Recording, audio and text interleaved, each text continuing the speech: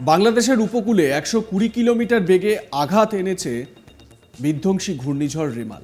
প্রবল জলোচ্ছ্বাসে আঘাতে শত শত গ্রাম প্লাবিত হয়েছে, প্রাণ গিয়েছে অন্তত ৭ জনের। এলাকা বিদ্যুৎবিহীন হয়ে অন্ধকারের মধ্যে ডুবেছেন লক্ষাধিক মানুষ। রবিবার মধ্যরাতে ল্যান্ডফলের পর খানিকটা দুর্বল হয়েছে রেমাল। ঘন্টায় ৮০ থেকে ৯০ কিলোমিটার বাতাসের গতি নিয়ে সোমবার সকালে অপেক্ষাকৃত কমজোরি ঘূর্ণিঝড়ে পরিণত হয়েছে। আবহাওয়া অফিসের তরফে জানানো হয়েছে ঘূর্ণিঝড়টি সোমবার ভোর ৫:৩০ নাগাদ সাগর দ্বীপের ১৫০ কিলোমিটার উত্তর পূর্বে অবস্থান করছিল। তখন থেকেই মুষলধারে বৃষ্টি নামে, তারপর সেটি উত্তর পূর্ব দিকে এগিয়ে আরও দুর্বল হয়। বঙ্গোপসাগরে জুন থেকে সেপ্টেম্বর পর্যন্ত চলা এই ঘূর্ণিঝড়ের মধ্যে রেমালি এবছরের বর্ষা মরশুমের প্রথম সাইক্লোন। নির্দিষ্ট একটি পদ্ধতিতে ভারত মহাসাগরীয় অঞ্চলের ঘূর্ণিঝড়গুলির নামকরণ করা হয়। এবার এই ঘূর্ণিঝড়টির নাম ঠিক করেছিল ওমান। আরবি ভাষায় রেমাল শব্দের অর্থ বালি। বরিশাল, ভোলা, পাটুয়াখালী, সাতক্ষীরা, চট্টগ্রাম সহ বিস্তীর্ণ এলাকার উপর দিয়ে দমকা হাওয়া ও ভারী বর্ষা সহ ঘূর্ণিঝড়টি বয়ে যাচ্ছে। বাংলাদেশের স্থানীয় সূত্রে একাধিক দুর্ঘটনার খবর পাওয়া গিয়েছে। পটুয়াখালীতে এক ব্যক্তি ভেসে গিয়েছেন।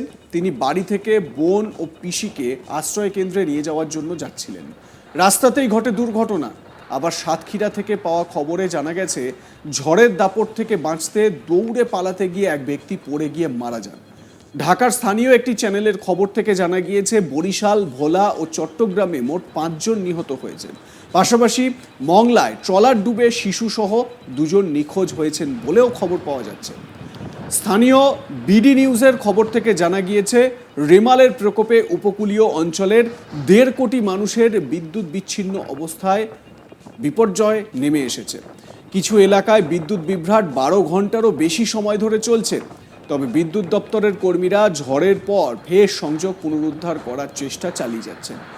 বাংলাদেশ পল্লী বিদ্যুতায়ন বোর্ডের প্রধান প্রকৌশলী বিশ্বনাথ শিকদার জানান, উপকূলীয় এলাকায় সোমবার সকাল ৯:৪৫ পর্যন্ত ঝড় অব্যাহত রয়েছে। আবহাওয়া অফিসের তরফে জানানো হয়েছে, সোমবার সকালে ঘূর্ণিঝড় রেমাল উপকূল অতিক্রম করে উত্তর দিকে এগিয়েছে এবং বর্তমানে খুলনার কয়রার কাছে অবস্থান করছে। বাংলাদেশের আবহাওয়া অধিদপ্তর সোমবার সকাল ৩:৩০ অর্থাৎ ভোর ৩:৩০ এক বিশেষ বুলেটিনে বলেছে, ঘূর্ণিঝড়টি তার উত্তরমুখী গতিপথ অব্যাহত রাখবে। ফের বৃষ্টিপাত বৃদ্ধি পাওয়ার আশঙ্কা করা হচ্ছে। ঘূর্ণিঝড় প্রবণ বাংলাদেশ উপকূলীয় অঞ্চলের বেশিরভাগ স্কুলকে ঘূর্ণিঝড়ের আশ্রয় কেন্দ্র হিসেবে প্রস্তুত করেছে, যাতে মানুষ জলোচ্ছ্বাসের সময় আশ্রয় নিতে পারেন। পাশাপাশি গবাদি পশুদের আশ্রয় দেওয়ার জন্য জায়গা ঠিক করা হয়েছে। বাংলাদেশের কর্মকর্তারা জানিয়েছেন, ভাসানচর দ্বীপে মিয়ানমার থেকে আসা ৩৫৬,০০০ রোহিঙ্গা শরণার্থীর জন্য ৫৭টি শেল্টার প্রস্তুত করা হয়েছে। একই সঙ্গে রবিবারই ঝুঁকিপূর্ণ এলাকা থেকে প্রায় ৮ লক্ষ মানুষকে সরিয়ে নেওয়া হয়। বাংলাদেশের দুর্যোগ ব্যবস্থাপনা ও ত্রাণ বিষয়ক মন্ত্রী মহিবুর রহমান বলেছেন, বন্যার্তদের ৯,০০০ ঘূর্ণিঝড় আশ্রয় কেন্দ্রে নিয়ে যাওয়ার জন্য স্বেচ্ছাসেবকদের মোতায়েন করা হয়েছে।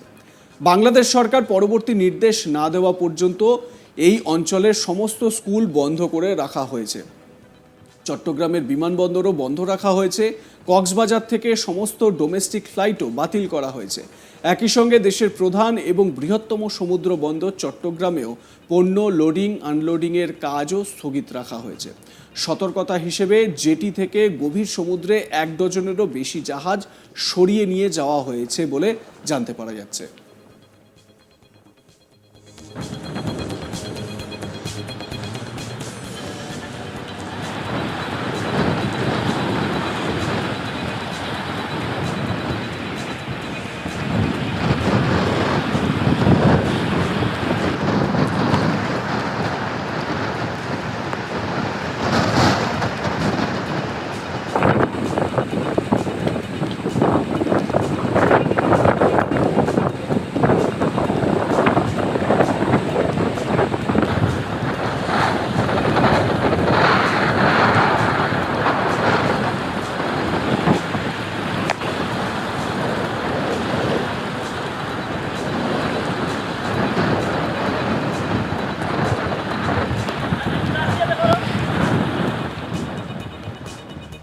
আপনারা দেখছেন বাংলাদেশের উপকূলবর্তী এলাকাগুলোয় কি ভয়ঙ্কর একটা প্রভাব।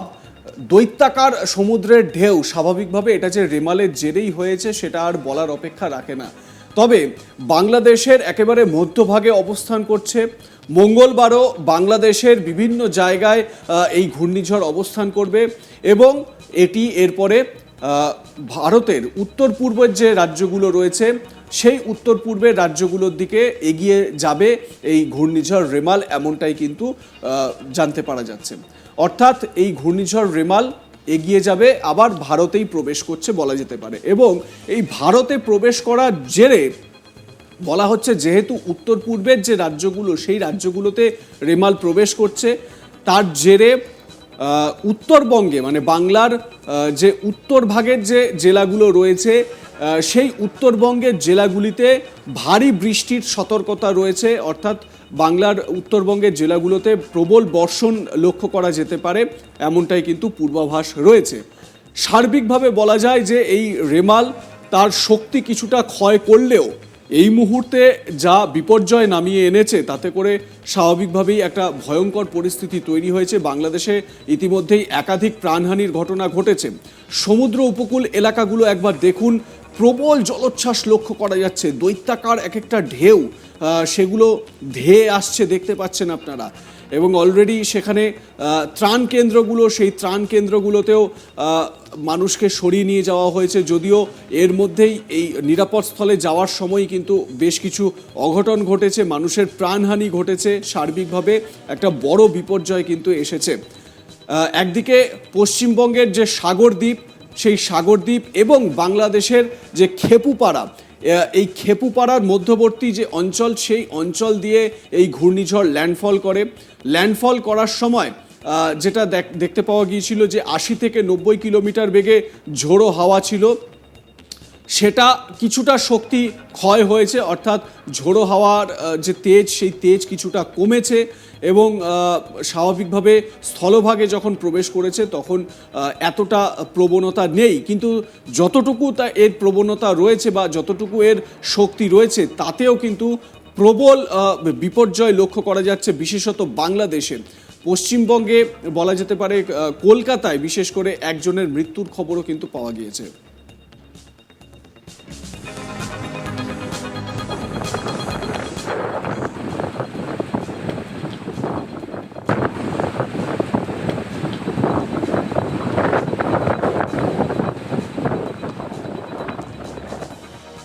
আপনাদের মতামত জানান কমেন্ট সেকশনে। দেখতে থাকুন আজ তাক বাংলা, সাবস্ক্রাইব করুন ইউটিউব চ্যানেলটি।